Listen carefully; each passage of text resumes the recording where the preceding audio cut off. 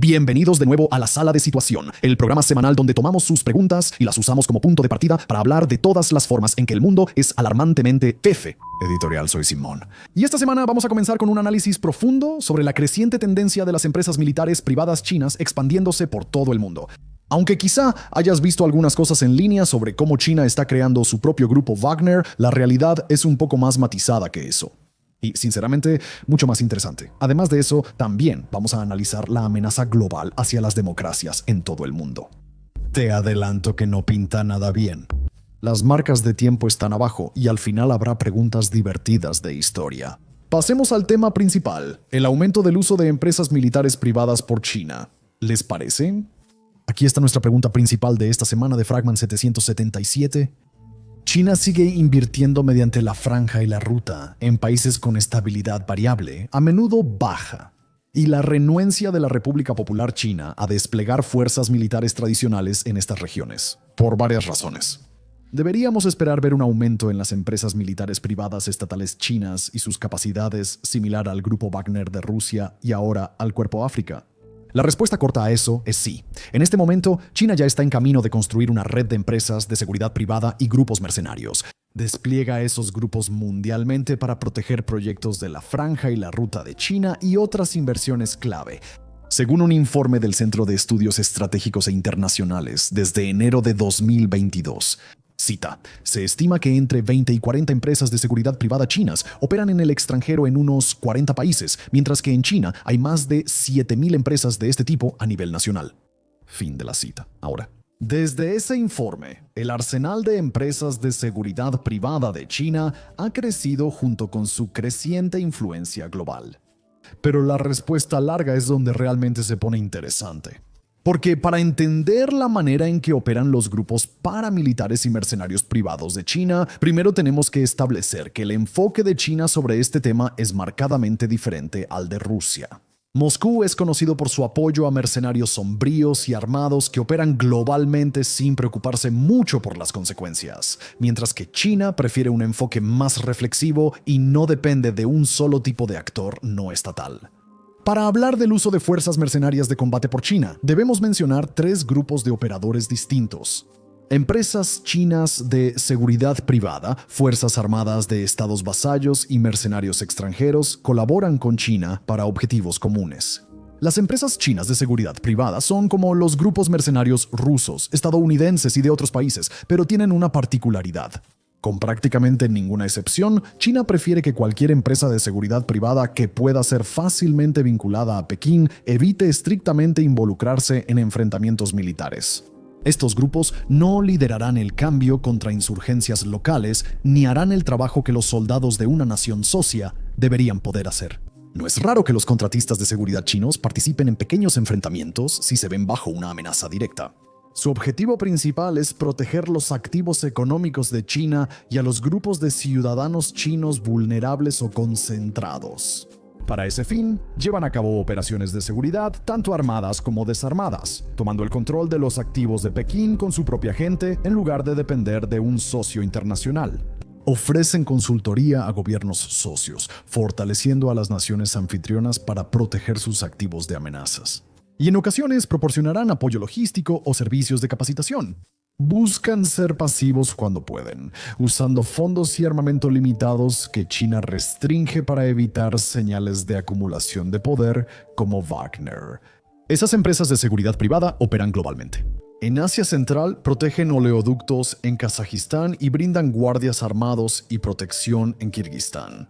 En Pakistán protegen sitios clave de insurgentes separatistas en Baluchistán y en Afganistán de la rama local del Estado Islámico. En Myanmar, cambios legales recientes permitieron que mercenarios chinos aseguraran activos económicos e infraestructura clave. Los grupos de monitoreo de alto el fuego que llegaron a ciudades antes controladas por rebeldes, tras la presión de Pekín que los obligó a retirarse, también podrían estar compuestos por mercenarios chinos. En África, supervisan proyectos de la Franja y la Ruta en países como Libia, Mali, Kenia, Somalia y el Congo. Cuando China busca enfoques más cinéticos en conflictos en el extranjero, tiende a depender de unidades controladas por estados vasallos subsidiarios más pequeños. Un ejemplo de esto es la guerra en Ucrania, donde, a pesar de la llamada Asociación Sin Límites, no son las tropas chinas las que se envían para apoyar a Rusia. En cambio, son miles y miles de tropas de Corea del Norte. No leales directamente a Pekín, sino leales a un régimen que es leal a Pekín. A su vez, la conducta de Corea del Norte en Rusia ha sido severamente restringida cuando China lo considera conveniente, y las acciones y ambiciones de Corea del Norte parecen estar limitadas por la voluntad de China. Pero no es coincidencia que los soldados de un estado que depende en gran medida de China para su supervivencia estén luchando para apoyar a otro aliado de Pekín. Ahora, para ser claro, los combatientes chinos son reclutados activamente para luchar de manera independiente por Rusia. La participación de Pekín parece limitarse a permitir el contenido de reclutamiento en el Internet interno de China, que está estrictamente vigilado. En el conflicto de Myanmar, China ha apoyado por años al Estado autónomo Babua, un ejército étnico con mejor equipo militar que la mayoría de los actores no estatales del país. Recientemente, el Estado Hua ha asumido un papel mucho más activo para asegurar el acceso de China a minas de minerales de tierras raras críticas, asegurando territorio y despejando el camino para que comiencen operaciones mineras chinas a gran escala, y con urgencia, después de que las minas que China controlaba previamente fueran capturadas y retenidas como ventaja por una facción rebelde. Soldados norcoreanos o combatientes del Estado Hua son grupos que protegen abiertamente los intereses de China. Pero también están en la línea de fuego, donde China prefiere evitar enviar a sus tropas y contratistas privados. Y por último, el grupo más turbio. Grupos de mercenarios internacionales que operan abiertamente a instancias de China o que parecen actuar de maneras que sugieren que Pekín es su patrocinador final. En algunos casos, esos grupos mercenarios locales simplemente son comprados por China y utilizados para cumplir las mismas operaciones de seguridad y logística que normalmente manejarían los ciudadanos chinos. En Camboya y Laos hay varias empresas locales que operan por encargo de China, supervisan los minerales y le dan a China la tranquilidad de que si algo sale mal, serán personas de otra nación las que queden atrapadas en el fuego cruzado. Sin embargo, a veces la situación se parece más a lo que ocurre en Sudán, donde los extensos intereses de China están amenazados por una brutal guerra civil en curso. Mientras las empresas de seguridad chinas siguen en Sudán protegiendo esos activos, la verdadera historia podría estar en el flujo de armas chinas recién fabricadas que llegan a la zona de conflicto. Esas armas no provienen directamente de China. En cambio, son introducidas de contrabando en lo que parecen ser cantidades bastante considerables, cortesía de los Emiratos Árabes Unidos. Emiratos Árabes Unidos ha enviado buses, drones y otros equipos al conflicto, entregándolos a las fuerzas de apoyo rápido y a un creciente número de mercenarios internacionales, incluyendo cientos o miles de colombianos.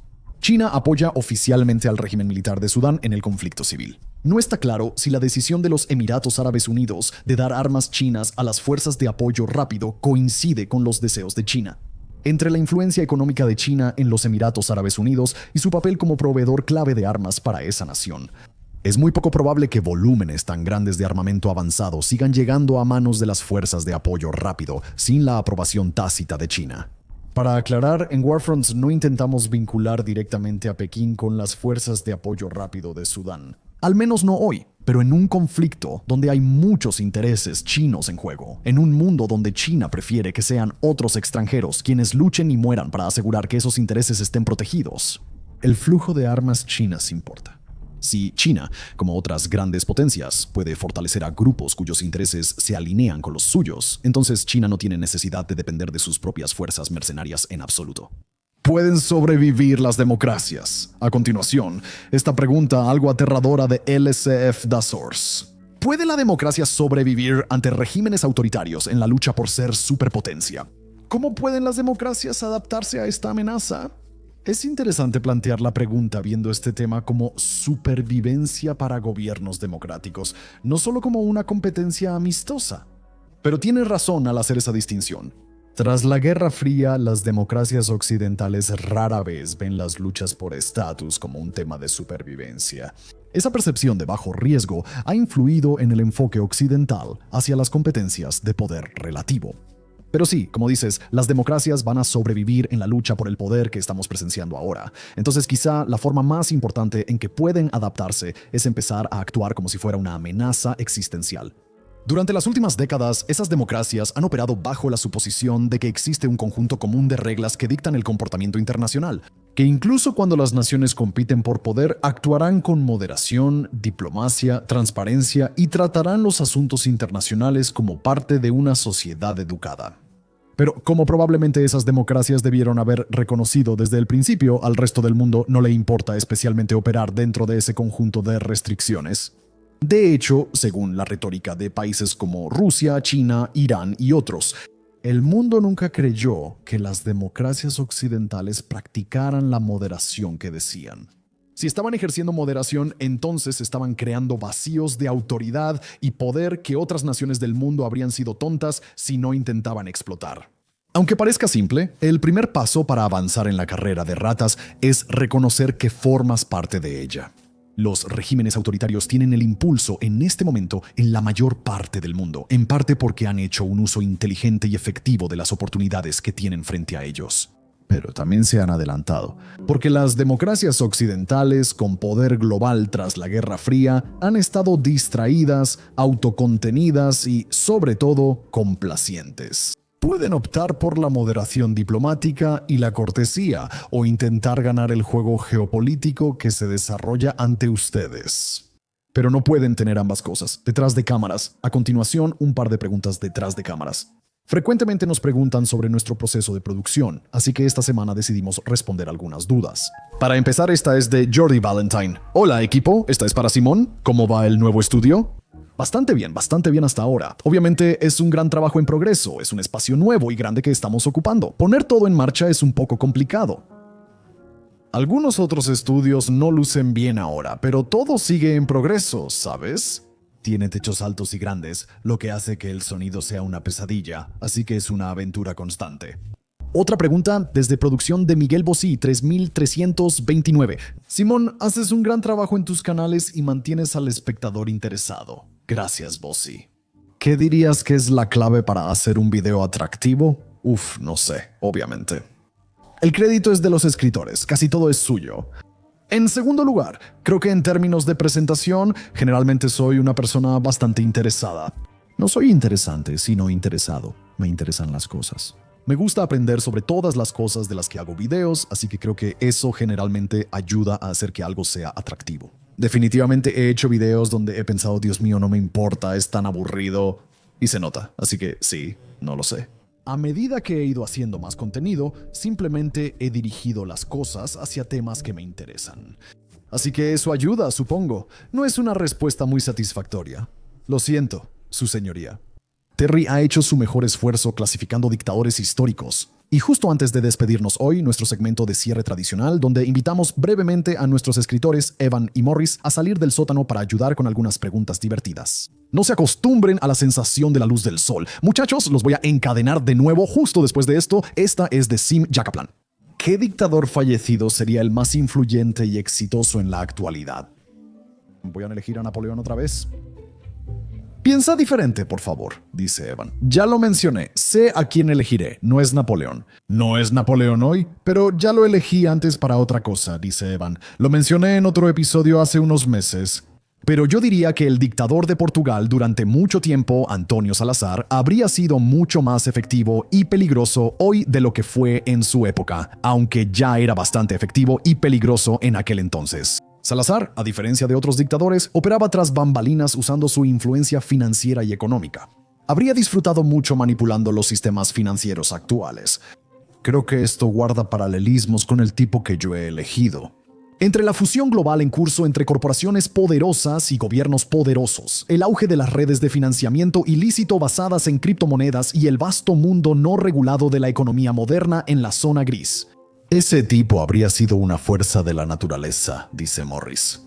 Siento que la aburrida verdad es que cada dictador histórico es producto de su época y probablemente no podría acumular ni ejercer poder. De la misma manera en que lo fueron si hubieran nacido en circunstancias diferentes, quiero decir, mira el ascenso de Stalin, para que el tío Joe estuviera en Moscú supervisando millones de muertes. Primero tendrías que provocar el colapso de una dinastía imperial de siglos, lo que implica la mayor guerra que ha visto la humanidad. Estallando, todo porque un archiduque cualquiera fue asesinado. Luego tienes que asegurarte de que los bolcheviques ganen su lucha por el poder contra los mencheviques. Después, el líder carismático que funda la Unión Soviética debe morir a los 53 años, Y debes asegurarte de que los demás candidatos para reemplazar a Lenin sean demasiado débiles, ingenuos o tontos para vencer a Stalin. Y entonces entiendes el punto. Ese no es el tipo de carrera que puedes planear desde tu pequeño rincón olvidado de Georgia. Es lo mismo con la mayoría de los otros dictadores que puedas nombrar si no hubiera habido la Gran Guerra. Hitler solo sería un artista frustrado con ideas racistas, Mussolini solo un periodista y así con otros. O mira el presente. ¿Hay algo inherente en el carácter de Vladimir Putin que signifique que estaba destinado a gobernar Rusia? ¿O solo tuvo doble suerte con el colapso de la Unión de Repúblicas Socialistas Soviéticas que dejó todo en caos? El líder del país en los 90 fue un borracho incompetente que no pudo establecer una democracia estable. El hecho de que casi todos los demás estados de Europa del Este, excepto Bielorrusia, hayan hecho la transición a una democracia al estilo occidental, sugiere lo último. Elijo de nuevo a Lee Kuan Yew de Singapur, un tecnócrata que convirtió al país en potencia financiera. Creo que solo con la tecnología y todo lo de hoy en día y los datos actuales lo haría aún mejor. Situaciones de rehenes, correcto. Y finalmente, de Handel anonimizado. Si fueras tomado como rehén durante 60 días por un actor violento no estatal que actualmente esté en operación, pero pudieras elegir a tu captor, ¿a quién elegirías? Dios, todos apestan. Que responda Evan primero. Él dice, es una lástima que Cataluña, ya basta de violencia, no tenga una insurgencia activa. Vacacionar en Barcelona podría ser mucho peor para cualquiera. Dadas mis opciones actuales, elegiría un grupo insurgente en Myanmar, preferentemente uno que controle territorio lejos de zonas de combate. Por ejemplo, en el municipio de Mindat, controlado por el pueblo étnico Cho en Chin, la vida es bastante difícil. No ha visto combates activos desde 2021 ni es objetivo frecuente de la campaña de bombardeos del régimen. Tampoco tiene muchos centros de estafas, lo que significa que es poco probable que me secuestren y me obliguen a pasar el resto de mi vida extorsionando a víctimas de habla inglesa en todo el mundo. Me gustaría pensar que podría pasar un par de meses en un lugar como Mindat y hacer algunos amigos en el camino. Por otro lado, una ciudad como Maraku, en la zona controlada por el ejército iraquí, tiene una historia cultural impresionante y fue la capital de un reino histórico. Así que si me llevaran allí y mis captores me permitieran visitar algún sitio histórico de vez en cuando, creo que podría acostumbrarme a ese arreglo. Y sí, ya he pensado en esta pregunta antes, dice Morris. Simón ya nos tiene cautivos en el sótano, así que no creo que la experiencia sea muy distinta de nuestras vidas. Tienes razón, Morris. Pero más aparte puedo bromear. ¿Puede secuestrarme a alguien con quien suelo estar de acuerdo? Bielorrusia cuenta con pocos grupos partisanos que realizan sabotajes contra el régimen y fuerzas rusas presentes. Me imagino que ser secuestrado por ellos implicaría principalmente que yo les diera el pulgar arriba después de cada operación y les dijera, buen trabajo muchachos. Tal vez me dejarían salir y pintar una pared con aerosol. Rusos, váyanse a casa, como decía Graham Chapman en La vida de Brian de Monty Python. No tengo una gran respuesta, solo diré cualquiera menos Estado Islámico de Irak y Siria, amigo. Gracias por ver.